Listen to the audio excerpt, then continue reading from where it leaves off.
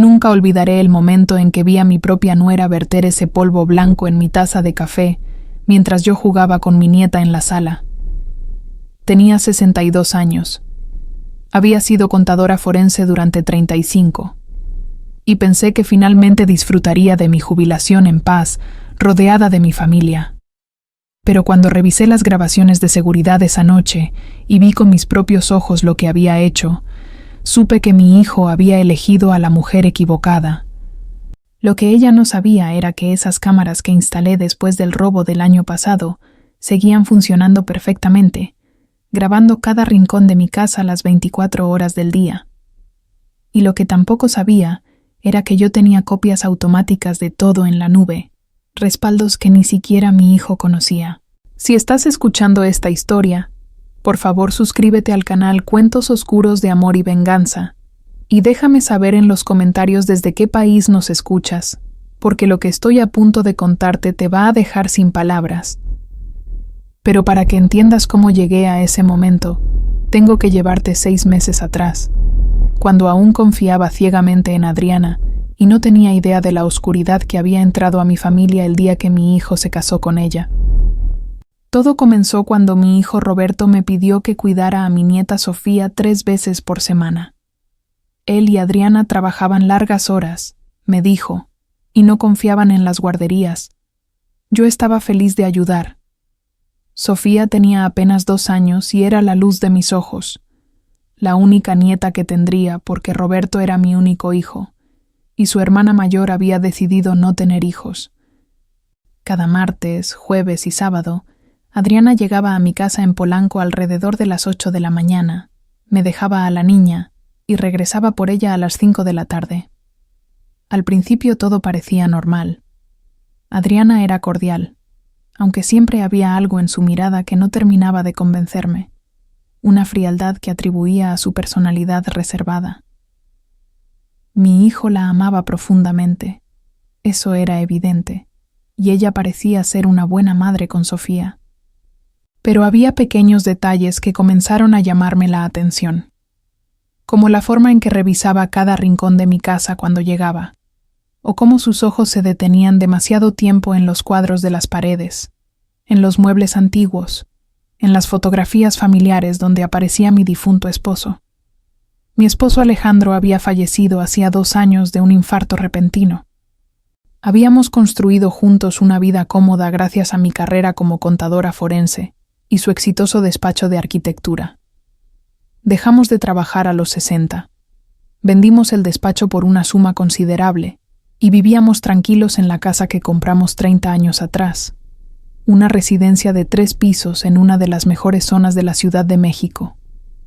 Cuando Alejandro murió, me dejó todo a mí en su testamento: la casa, las inversiones, las cuentas bancarias. Era una fortuna que rondaba los 80 millones de pesos entre propiedades, acciones y ahorros. Roberto siempre había sido un buen hijo, trabajador y honesto, pero desde que se casó con Adriana algo cambió. Comenzó a hacerme preguntas extrañas sobre mis finanzas, sobre cuánto valía la casa, sobre mis planes para el futuro.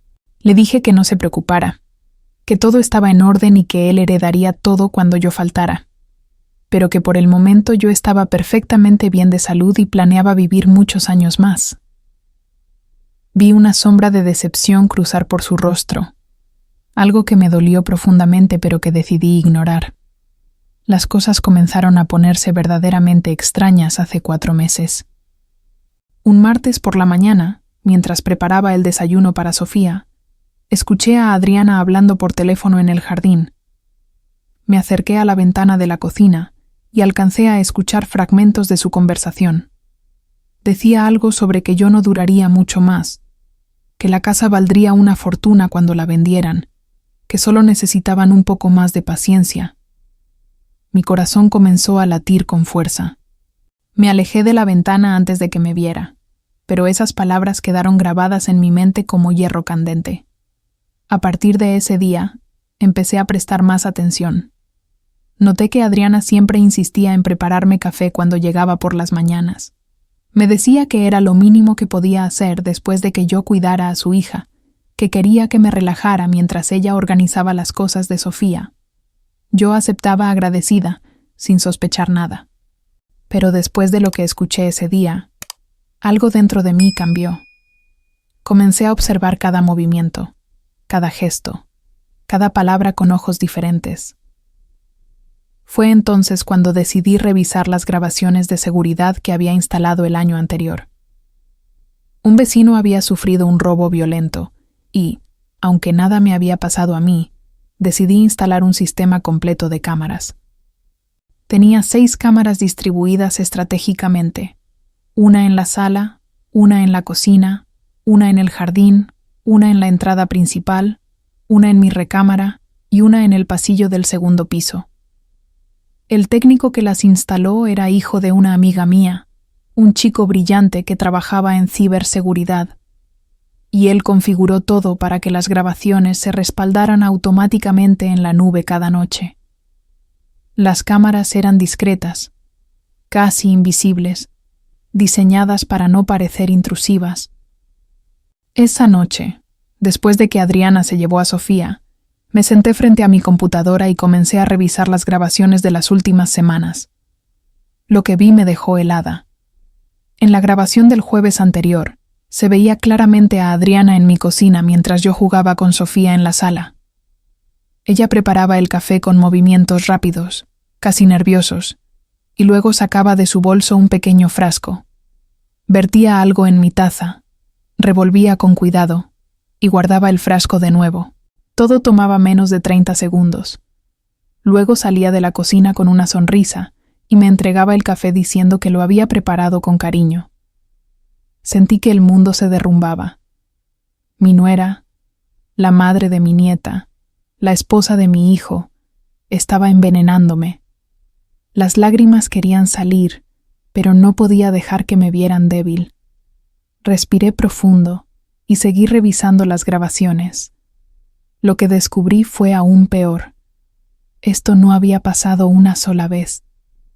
Durante las últimas 6 semanas, en cada una de sus visitas, Adriana repetía el mismo ritual. Preparaba el café, sacaba el frasco, vertía el contenido, revolvía, guardaba el frasco, una y otra vez. Pero eso era solo el principio. Necesitaba saber qué me estaba dando y por qué.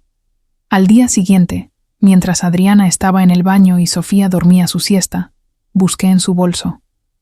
Encontré el frasco, pequeño y sin etiqueta, con un polvo blanco que parecía inocente, pero que claramente no lo era. Lo fotografié con mi celular desde todos los ángulos, incluyendo el interior del frasco. Tomé una muestra mínima con un sobre de papel que guardé cuidadosamente, y volví a colocar todo exactamente como estaba. Esa tarde llamé a mi amiga Beatriz, quien había sido médica forense durante 40 años antes de jubilarse. Le conté todo sin revelar quién era la persona involucrada. Solo le dije que sospechaba que alguien estaba intentando envenenarme lentamente. Ella me dio el contacto de un laboratorio privado donde podría analizar la muestra de forma confidencial. Me dijo que llevara también análisis de sangre míos para ver si había algo anormal en mi organismo. Me hice los estudios al día siguiente. Los resultados llegaron 3 días después y confirmaron mis peores temores. El polvo contenía una combinación de sedantes y un compuesto que, administrado en dosis pequeñas durante semanas, podía causar síntomas similares a la demencia senil. Confusión, pérdida de memoria, desorientación. En dosis acumulativas más altas, podía causar un paro cardíaco que parecería natural en una mujer de mi edad. Mis análisis de sangre mostraban niveles elevados de estos compuestos, aunque afortunadamente no lo suficiente como para causar daño permanente todavía. El médico que revisó los resultados me dijo que si hubiera seguido consumiendo esas sustancias por 2 o 3 meses más, las consecuencias podrían haber sido fatales. La verdad era mucho peor de lo que imaginaba. Mi nuera no solo quería que yo pareciera demente para declararse incompetente. Quería matarme lentamente de una forma que nadie sospecharía. Y lo estaba haciendo mientras yo cuidaba de su hija, mientras yo le abría las puertas de mi casa con amor y confianza. pero aún no sabía lo peor. Decidí investigar más a fondo antes de confrontarla. Contraté a un investigador privado llamado Fernando, un hombre de 50 y tantos años que había sido detective de la policía judicial antes de abrir su propia agencia. Le mostré las grabaciones y los resultados de laboratorio. Él me dijo que esto era un caso de intento de homicidio, pero que necesitábamos más evidencia para asegurarnos de atrapar a todos los involucrados. Me preguntó si creía que mi hijo sabía algo al respecto. Esa pregunta me desgarró por dentro. Roberto era mi hijo. Lo había criado con valores, con amor, con el ejemplo de un matrimonio honesto y trabajador. Pero las cosas que había dicho en los últimos meses, sus preguntas sobre mi dinero, su cambio de actitud, no podía ignorar las señales. Le dije a Fernando que investigara también a mi hijo, aunque me doliera en el alma siquiera pensarlo. Las siguientes 2 semanas fueron las más difíciles de mi vida. Seguí recibiendo a Adriana como si nada pasara. Seguí cuidando a mi nieta con la misma dedicación, pero cada vez que ella me entregaba la taza de café envenenado, yo encontraba una excusa para tirarlo discretamente. Le decía que estaba muy caliente, que había tomado mucho líquido en el desayuno, que el doctor me había recomendado reducir la cafeína.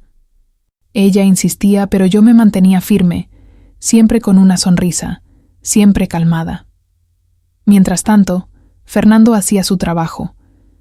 Me informó que Adriana tenía deudas enormes, más de 5 millones de pesos en tarjetas de crédito y préstamos personales que había ocultado a mi hijo. También descubrió que había consultado con 3 abogados diferentes sobre sucesiones y testamentos en los últimos 6 meses, preguntando específicamente sobre herencias cuando una persona es declarada mentalmente incompetente antes de morir. Y lo peor de todo, encontró mensajes de WhatsApp entre Adriana y su hermana donde hablaban abiertamente del plan. En esos mensajes, que Fernando obtuvo a través de métodos que prefiero no conocer, pero que me aseguró eran legales para efectos de una investigación criminal, Adriana le decía a su hermana que yo era una vieja estúpida que no se daba cuenta de nada, que en unos meses más yo estaría tan confundida que podríamos internarme en un asilo o, mejor aún, que sufriría un conveniente paro cardíaco.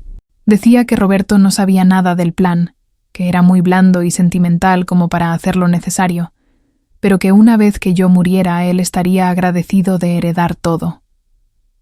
Decía que con esos 80 millones podrían pagar todas sus deudas, comprarse una casa más grande y vivir la vida que se merecían.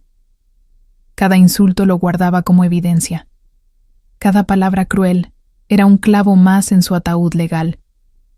Dejé que creyera que había ganado, que yo era la tonta que ella pensaba. Pero por dentro, algo había cambiado completamente. Ya no era la mujer ingenua que confiaba ciegamente. Era la contadora forense que había ayudado a desentrañar fraudes millonarios, la profesional que sabía cómo construir un caso irrefutable. Fernando y yo nos reunimos con mi abogado de toda la vida, el licenciado Eduardo Salazar, un hombre de 68 años que había manejado todos mis asuntos legales desde que mi esposo y yo compramos nuestra primera propiedad. Le mostré todo, las grabaciones, los análisis de laboratorio, los mensajes, el informe del investigador. Eduardo escuchó todo en silencio, y cuando terminé de hablar, me miró con una mezcla de tristeza y determinación. Me dijo que teníamos un caso sólido para intento de homicidio, que Adriana podría enfrentar entre 20 y 40 años de prisión. También me dijo que necesitábamos actuar rápido, porque mientras más tiempo pasara, más riesgo había de que ella intentara algo más drástico si se daba cuenta de que su plan no estaba funcionando. Me preguntó si estaba lista para hacer esto, sabiendo que iba a destruir a la madre de mi nieta, sabiendo que mi hijo probablemente nunca me perdonaría. Las lágrimas finalmente salieron esa tarde en su despacho, pero le dije que sí, que estaba lista, porque lo que ella había hecho no tenía perdón. En ese momento supe que tenía todo lo que necesitaba. Eduardo contactó a un fiscal que era conocido suyo, un hombre íntegro que trabajaba en la unidad de delitos contra la vida. le presentamos toda la evidencia de forma confidencial. El fiscal revisó todo meticulosamente y nos dijo que procederían con una orden de arresto, pero que querían atrapar a Adriana en el acto para que no pudiera negar nada. Diseñamos un operativo para el siguiente jueves, el día en que ella vendría a dejar a Sofía. Esos últimos días fueron una agonía. Cada vez que miraba a mi nieta jugar inocentemente, pensaba en cómo su madre estaba dispuesta a arrebatarle a su abuela por dinero. Cada vez que Roberto me llamaba por teléfono para preguntar cómo estaba, me preguntaba si de verdad no sabía nada o si era un actor consumado. Fernando me aseguró, después de revisar todos los mensajes y grabaciones de llamadas de mi hijo, que él realmente no tenía idea de lo que Adriana estaba haciendo. Eso me dio un poco de consuelo, pero también me llenó de tristeza porque sabía que lo que estaba a punto de pasar destrozaría su mundo. El jueves llegó más rápido de lo que esperaba. Me levanté temprano, revisé que las cámaras estuvieran funcionando perfectamente y preparé todo como siempre. A las 8 en punto sonó el timbre. Era Adriana con Sofía. La recibí con la misma sonrisa de siempre, aunque por dentro mi corazón latía como tambor de guerra. Ella entró como todas las semanas, dejó las cosas de la niña en la sala y luego me dijo con esa voz dulce que había perfeccionado que me prepararía un café mientras yo empezaba a jugar con Sofía. La dejé ir a la cocina. Sabía que las cámaras estaban grabando cada movimiento. Sabía que afuera, estacionados discretamente en la calle, había 2 patrullas sin identificación esperando la señal. Fernando estaba en su auto a media cuadra, monitoreando las grabaciones en tiempo real desde su laptop. El fiscal y 2 agentes ministeriales estaban en una camioneta al final de la calle. Todo el operativo estaba listo. Desde la sala, podía ver perfectamente la cocina. Vi cómo Adriana repetía su ritual macabro por última vez. Preparar el café, sacar el frasco de su bolso, verter el polvo en mi taza, revolverlo, guardarlo. Sus movimientos eran mecánicos, practicados. Lo había hecho tantas veces que ya no tenía ni siquiera nervios. Eso me dio escalofríos. La frialdad con la que intentaba asesinarme era escalofriante. Salió de la cocina con mi taza humeante y esa sonrisa falsa. Me la extendió mientras me decía que había puesto un toque de canela porque sabía que me gustaba. Yo tomé la taza con ambas manos y le agradecí, fingiendo dar un sorbo pero sin dejar que el líquido tocara mis labios. Le dije que estaba delicioso y lo dejé sobre la mesa de centro. Entonces respiré profundo y marqué el número que el fiscal me había dado. Sonó 2 veces y colgué. Esa era la señal. Y entonces llegó el día que ella nunca olvidaría. En menos de 3 minutos escuchamos los timbres insistentes en la puerta. Adriana se puso tensa inmediatamente. Le dije con calma que no esperaba a nadie, pero que iría a ver quién era. Cuando abrí la puerta, el fiscal entró con 2 agentes ministeriales y 4 policías judiciales. Adriana se puso de pie de inmediato. Su rostro pasó del desconcierto al pánico en cuestión de segundos. El fiscal se identificó mostrando su credencial y le dijo a Adriana que estaba bajo arresto por intento de homicidio. Ella comenzó a gritar que eso era ridículo, que no sabía de qué hablaban, que esto era un error.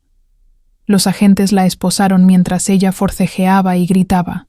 Sofía comenzó a llorar por su mamá, y yo la tomé en brazos tratando de calmarla mientras mi corazón se rompía en pedazos.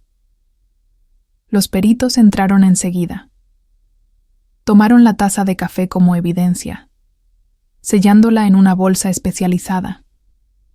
Requisaron el bolso de Adriana y encontraron el frasco con el polvo blanco, que también fue sellado como evidencia.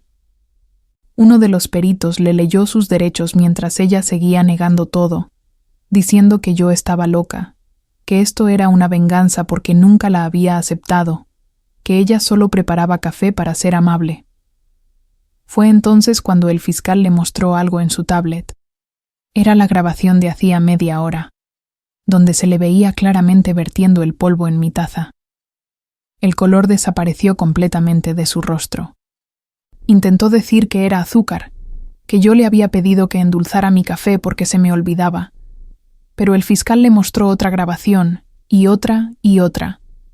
6 semanas de evidencia irrefutable de la misma acción repetida una y otra vez. Entonces, con voz fría y profesional, el fiscal le informó que no solo tenían las grabaciones, tenían los análisis de laboratorio del contenido del frasco que mostraban sedantes y compuestos tóxicos. Tenían mis análisis de sangre que mostraban niveles anormales de esas sustancias. Tenían el informe médico forense que explicaba cómo esas sustancias, administradas en las dosis y frecuencia documentadas, estaban diseñadas para causar síntomas de demencia y eventualmente la muerte. Y tenían los mensajes de WhatsApp con su hermana donde lo había planeado todo. Vi cómo la arrogancia se convertía en pánico.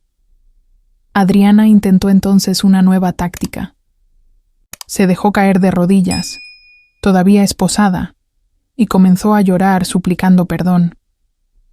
Me decía que lo sentía, que estaba desesperada por las deudas, que nunca quiso realmente hacerme daño, que solo quería asustarme un poco para que le prestara dinero.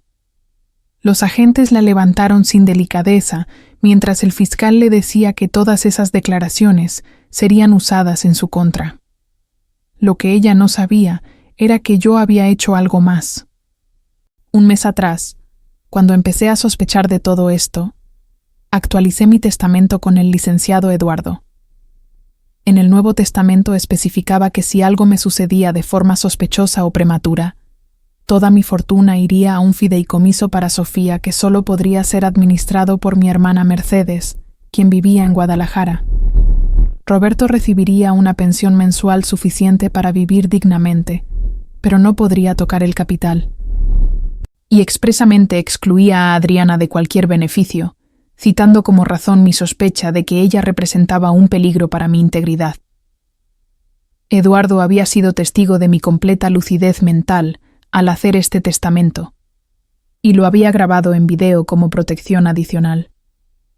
Mientras se llevaban a Adriana, quien ahora lloraba histéricamente gritando que todo era un malentendido, yo solo sonreí. Finalmente era mi turno. Los miré a los ojos con una calma que no sabía que tenía, y le dije con voz firme y clara que tenía 62 años de experiencia detectando fraudes, que había sido contadora forense durante 35 años, y que si pensó que podría envenenarme en mi propia casa sin que me diera cuenta, entonces era aún más tonta de lo que sus mensajes sugerían. Llamé a Roberto inmediatamente después de que se llevaran a Adriana. Su mundo se derrumbó en esa llamada telefónica. Vino a mi casa en menos de 20 minutos, pálido y tembloroso. Le mostré todo, las grabaciones, los informes, los mensajes, cada pieza de evidencia. Lo vi llorar como no lloraba desde que era un niño pequeño. Me preguntó cómo era posible que la mujer que amaba, la madre de su hija, fuera capaz de algo así. No tuve respuestas para él, solo brazos para sostenerlo mientras se desmoronaba. Durante las siguientes semanas, la historia se desarrolló como un procedimiento legal implacable. El fiscal presentó cargos formales de tentativa de homicidio calificado con alevosía y ventaja. La defensa de Adriana intentó alegar que ella tenía problemas mentales, que estaba bajo una depresión severa por las deudas. Pero los psiquiatras forenses que la evaluaron determinaron que estaba completamente cuerda y que había actuado con pleno conocimiento y premeditación. Su hermana también fue arrestada como cómplice por conspiración, ya que los mensajes demostraban que no solo sabía del plan, sino que había alentado a Adriana a continuar. Ambas enfrentaban décadas en prisión. El Ministerio Público ofreció a Adriana un trato si se declaraba culpable, 22 años en lugar de ir a juicio donde podría recibir hasta 40. Después de 3 meses en prisión preventiva, Adriana aceptó el trato. El día de la audiencia donde se formalizó su sentencia fue uno de los más duros de mi vida. Llevé a Sofía con su papá, porque una niña no debería ver a su madre siendo sentenciada. Roberto me acompañó, aunque las cosas entre nosotros aún estaban tensas. Cuando entramos a la sala, Adriana ya estaba ahí con su abogado defensor. Nos miró con una mezcla de odio y desesperación. El juez revisó los términos del acuerdo. Le preguntó a Adriana si entendía que se estaba declarando culpable de tentativa de homicidio y conspiración para cometer fraude. Ella respondió que sí, con voz apenas audible. El juez le preguntó si alguien la había presionado para aceptar el trato. Ella dijo que no. Entonces el juez le dio la oportunidad de hablar antes de dictar sentencia. Adriana se puso de pie, todavía con el uniforme de la prisión. Nos miró directamente y, en lugar de pedir perdón, comenzó a justificarse. Dijo que ella solo había querido darle una mejor vida a su hija, que yo era egoísta por tener tanto dinero y no compartirlo, que era injusto que una vieja viviera en una casa tan grande mientras ellos batallaban con las deudas. Su abogado intentó callarla, pero ella siguió hablando, cada vez más frenética, hasta que finalmente gritó que si me hubiera muerto, nadie habría sospechado nada, y todos habríamos sido más felices. El silencio en la sala era ensordecedor. El juez la miró con una dureza que helaba la sangre. Le dijo que había escuchado muchas cosas en su carrera, pero que rara vez había visto a alguien tan completamente desprovisto de remordimiento. Procedió a sentenciarla a 23 años de prisión, un año más de lo acordado porque su actitud demostraba que seguía siendo un peligro para la sociedad. También le revocó cualquier derecho de custodia o visita de Sofía hasta que cumpliera al menos 15 años de su sentencia, momento en el cual podría solicitar revisión si demostraba rehabilitación genuina. Adriana colapsó llorando mientras los guardias se la llevaban. Su hermana, que fue sentenciada en una audiencia separada, recibió 8 años como cómplice. Salimos de la sala del tribunal hacia la luz del día, y por primera vez en meses sentí que podía respirar completamente. Pero hay algo que aún no les he contado. Algo que hace que esta historia sea aún más irónica y triste.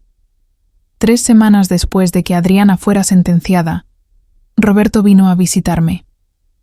Había estado yendo a terapia para procesar todo lo que había pasado y quería hablar conmigo. Nos sentamos en la misma sala donde Adriana había preparado su último café envenenado, y él me hizo una pregunta que me rompió el corazón. Me preguntó si yo alguna vez había planeado ayudarlos con las deudas. Le dije la verdad, que por supuesto que sí. Le expliqué que 2 semanas antes de que yo descubriera lo que Adriana estaba haciendo, yo había ido a ver a mi asesor financiero para diseñar un plan donde les prestaría 3 millones de pesos para saldar sus deudas. Había incluso preparado los documentos para una transferencia directa a los bancos acreedores, sin que ellos vieran el dinero, para asegurarme de que realmente se usara para las deudas y no para otros gastos. La condición era simple: que Roberto y Adriana tomaran un curso de educación financiera y que me mostraran un presupuesto responsable cada mes durante 2 años. No les iba a cobrar intereses, solo quería el capital de vuelta en pagos pequeños durante 10 años. Era mi forma de ayudar a mi hijo sin habilitarles malos hábitos financieros. Iba a decirles la semana siguiente a mi descubrimiento. Cuando Roberto se enteró de esto, se desplomó completamente. Se dio cuenta de que si Adriana hubiera tenido la paciencia de esperar 2 semanas más, si hubiera hablado conmigo sobre las deudas, yo los habría ayudado sin dudarlo. No necesitaba envenenarme, no necesitaba planear mi muerte, no necesitaba convertirse en una criminal. Solo necesitaba tener una conversación honesta con su suegra. Esa revelación la destruyó incluso más que la sentencia. Descubrió por carta que yo había estado dispuesta a ayudarla todo el tiempo y que su impaciencia, su codicia y su arrogancia la habían llevado a perder todo: su libertad, su hija, su esposo, su futuro. Roberto me dijo que cuando él fue a visitarla a la prisión para decirle esto, ella simplemente se quedó mirándolo en silencio, procesando la magnitud de lo que había hecho. No lloró, no se disculpó. Solo repitió una y otra vez: 2 semanas, solo 2 semanas. Hoy, 18 meses después de todo esto, mi vida ha encontrado un nuevo equilibrio. Sofía vive con Roberto en un departamento cerca de mi casa. Yo la cuido 3 veces por semana, igual que antes. Pero ahora Roberto contrata a una niñera que está presente las otras horas. Él está en terapia para procesar el trauma, y yo también. Nuestra relación se está sanando lentamente, aunque sé que las cicatrices siempre estarán ahí. Vendí la casa grande de Polanco y me mudé a un departamento más pequeño pero acogedor en La Condesa. No podía seguir viviendo en el lugar donde mi propia nuera intentó asesinarme. Con el dinero de la venta, establecí un fideicomiso educativo para Sofía que le garantizará su educación universitaria y posgrados en cualquier parte del mundo. También doné 2 millones de pesos a una fundación que ayuda a víctimas de violencia familiar, porque al final eso es lo que fui, una víctima de violencia dentro de mi propia familia. Las cámaras de seguridad todavía están instaladas en mi nuevo hogar. Probablemente siempre lo estarán. Esa sensación de seguridad completa, de poder confiar ciegamente en las personas que amas, nunca regresó del todo. Pero he aprendido a vivir con esa nueva realidad, a encontrar paz en la justicia que se hizo y en el tiempo que ahora paso con mi nieta sin veneno en mi café. Roberto eventualmente se divorció de Adriana. Fue un proceso doloroso pero necesario. Él ahora sale con una mujer llamada Patricia, una maestra de primaria que conoció en la escuela de Sofía. Es amable, transparente y, sobre todo, nunca pregunta sobre dinero. La relación va despacio, y yo mantengo una distancia respetuosa, pero he visto cómo él sonríe de nuevo de una forma genuina. Sofía tiene ahora 4 años y no recuerda mucho de su madre. A veces pregunta por ella, y Roberto le dice la verdad de forma apropiada para su edad, que mamá hizo cosas muy malas y está en un lugar donde las personas que rompen las reglas tienen que ir para aprender a ser mejores. No sabemos si algún día querrá conocerla cuando sea mayor, pero esa será su decisión, no la nuestra. Mi hermana Mercedes vino desde Guadalajara el mes pasado y pasamos una semana juntas recordando a nuestros padres, a mi esposo, a los tiempos más simples cuando la familia significaba amor incondicional y no cuentas bancarias. Me dijo algo que me quedó grabado, que yo había hecho lo correcto no solo por mí, sino por Sofía, porque qué clase de madre habría sido Adriana si hubiera salido impune de un intento de asesinato. ¿Qué valores le habría enseñado a esa niña?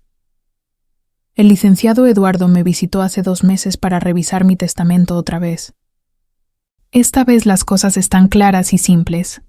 La mitad de mi fortuna irá directamente a Sofía en un fideicomiso que se liberará gradualmente entre los 25 y los 35 años. Un 20% irá para Roberto sin condiciones, porque a pesar de todo, él es mi hijo y merece saber que confío en él. El otro 30% se dividirá entre organizaciones benéficas que apoyan a víctimas de abuso familiar y programas de educación financiera para jóvenes.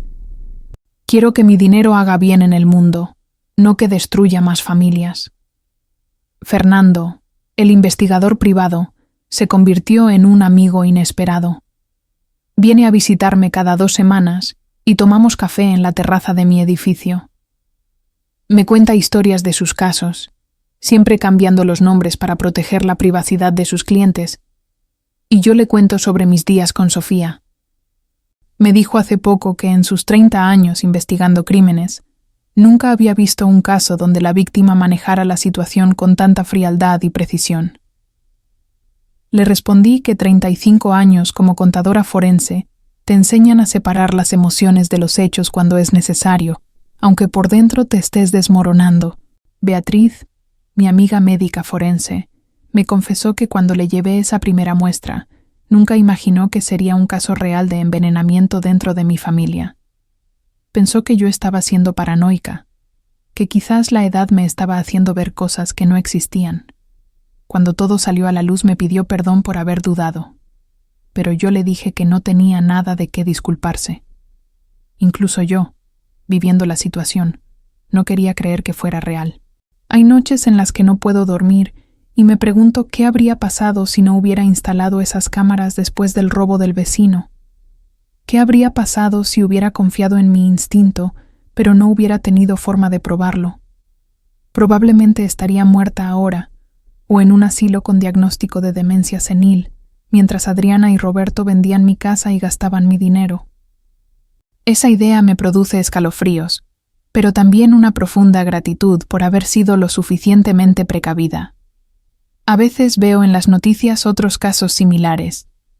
Hijos que envenenan a sus padres por herencias, nueras que manipulan a esposos para deshacerse de suegras, familias que se destruyen por dinero. Y cada vez me duele el corazón porque sé exactamente lo que esas víctimas sintieron, esa traición tan profunda que te hace cuestionar todo lo que creías saber sobre las personas que amas. He recibido cartas de otras mujeres que vieron mi caso en las noticias, aunque mi nombre nunca se hizo público gracias a las protecciones legales para víctimas. Ellas me escriben contándome sus propias historias de abuso familiar, de traiciones económicas, de familias que se volvieron contra ellas. Les respondo a todas, una por una, diciéndoles que documenten todo, que busquen ayuda legal, que no tengan miedo de defenderse, porque al final, quedarte callada para mantener la paz solo permite que los abusadores sigan abusando. Roberto me dijo la semana pasada que está considerando mudarse a otra ciudad con Sofía para empezar de nuevo, donde nadie conozca la historia, donde su hija pueda crecer sin el estigma de tener una madre en prisión por intentar asesinar a su abuela. Le dije que lo apoyaría en cualquier decisión que tomara, aunque me partiría el corazón no ver a mi nieta tan seguido. Pero entiendo su necesidad de escapar de las sombras de todo esto. Sin embargo, hay algo hermoso que ha surgido de toda esta oscuridad. Sofía y yo tenemos una conexión especial ahora.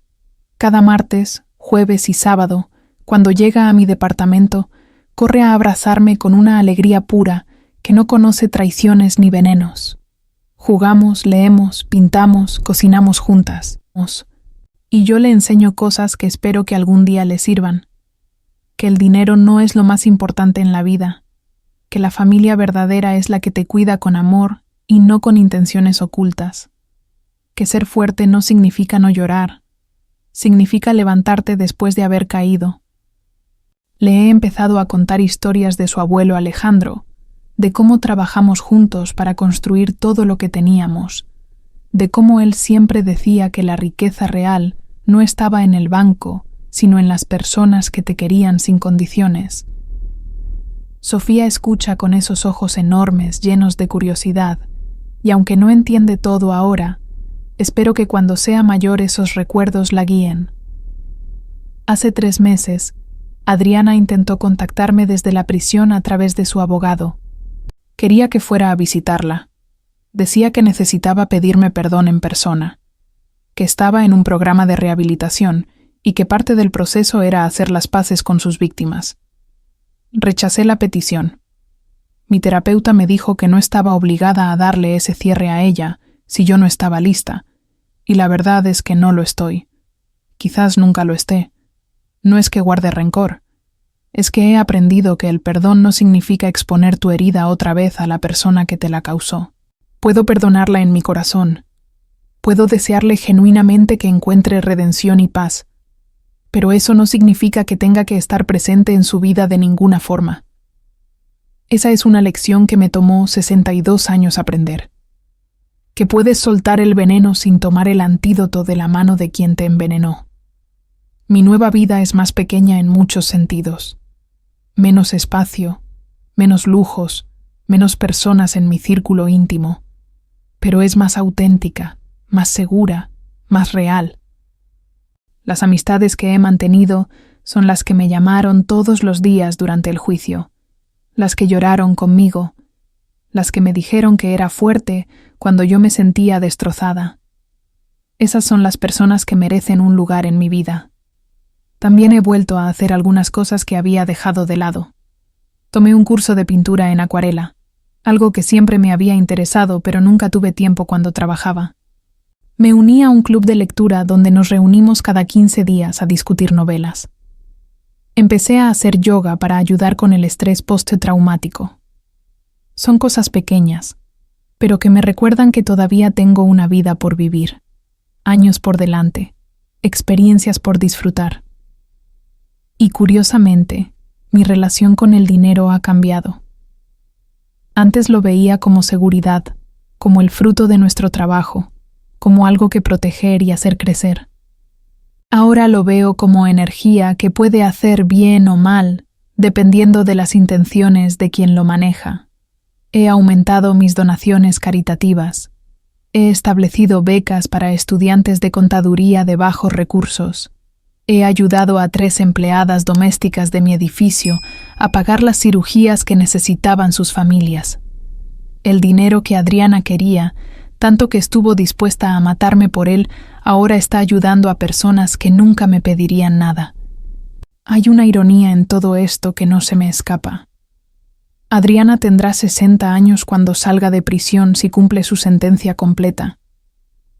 Yo tendré 81, si Dios y la salud me lo permiten. Quizás entonces pueda verla, hablar con ella, entender qué pasó por su mente durante esos meses oscuros. O quizás no. El tiempo dirá. Lo que sí sé es que cada mañana cuando me despierto en mi nuevo departamento, con la luz del sol entrando por las ventanas y el ruido de la ciudad despertando afuera, siento gratitud. Gratitud por estar viva, por haber tenido la inteligencia y los recursos para defenderme, por tener a mi nieta en mi vida, por tener justicia cuando tantas otras víctimas nunca la tienen. Y cuando preparo mi café cada mañana en mi propia cocina, sin nadie más presente, sin temer que alguien le haya agregado algo, ese simple acto se ha convertido en un ritual de victoria. Cada sorbo es un recordatorio de que sobreviví, de que gané, de que la justicia prevaleció. Al final aprendí que el verdadero valor de una familia no está en el dinero que comparten, sino en el respeto con el que se tratan y en la integridad con la que actúan. Y ese respeto, esa integridad, Adriana los perdió para siempre. Ella tendrá que vivir con las consecuencias de sus decisiones cada día durante los próximos 22 años, mientras yo vivo con la paz de haber hecho lo correcto, aunque fuera lo más difícil. Hoy, cuando miro atrás a todo lo que pasó, no siento odio. Siento tristeza por lo que pudo haber sido, por la familia que pudimos ser si la codicia no hubiera envenenado el corazón de Adriana antes de que ella envenenara mi café. Pero también siento orgullo de haberme defendido, de no haberme quedado callada, de haber usado mi experiencia y mis recursos para hacer justicia. La justicia llegó tarde, pero llegó, y eso es lo único que importa. Porque en este mundo hay demasiadas historias que terminan con la víctima silenciada, con el abusador impune, con el dinero manchado de sangre pasando a manos sucias. Pero esta no es una de esas historias. Esta es la historia de una mujer que se negó a ser víctima, que confió en su instinto, que documentó todo, que luchó con inteligencia y paciencia, y que al final vio cómo la verdad salía a la luz. Si esta historia te impactó tanto como a mí vivirla, por favor déjame un me gusta. Suscríbete a Cuentos Oscuros de Amor y Venganza para más historias como esta, y cuéntame en los comentarios, ¿habrías hecho lo mismo que yo? ¿Conoces alguna historia similar? Tu opinión me importa mucho. Gracias por escucharme hasta el final, y recuerda, la justicia siempre encuentra su camino, y las cámaras de seguridad son la mejor inversión que puedes hacer para proteger tu vida y tu verdad.